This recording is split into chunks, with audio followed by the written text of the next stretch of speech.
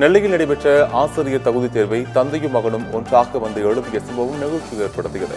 தமிழ்நாடு முழுவதும் ஆசிரியர் தகுதி தேர்வுகள் இன்று நடைபெற்று வருகிறது. இதில் பாளையங்கோட்டை புனித சவேரியார் மேல்நிலைப்பள்ளி தமிழ் ஆசிரியரான 50 வயது உமர் பாரூக் தனது 22 வயதான தான்ஷுடன் மகனுடன் வந்து தேர்வு எழுதினார். 2011ஆம் ஆண்டிற்கு பிறகு பணியில் சேர்ந்த ஆசிரியர்கள் கட்டாயம் தகுதி தேர்வு எழுத வேண்டும் என்ற நிபந்தனத்தின் காரணமாக தேர்வை எழுதுவதாக உமர் பாரூக் தெரிவித்தார். மகனுடன் சேர்ந்து தகுதி தேர்வை எழுதுவது ஒருபுறம் நெருடலாக இருந்தாலும் மறுபுறம் உற்சாகமாக இருக்கிறது என்று அவர் தெரிவித்தார்.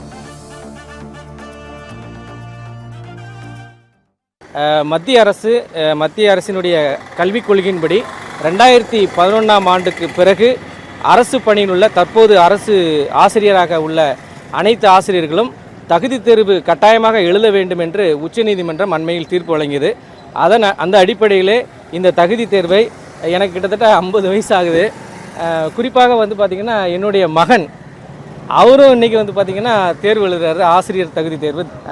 ஒரு நெருடலாக இருந்தாலும் தந்தையாகிய நானும் மகனும் ஒரே நேரத்தில் இந்த ஆசிரியர் தகுதி தேர்வை எழுதுவது என்பது நெருடலாக இருந்தாலும் ஒரு உற்சாகமாக இருக்கிறது.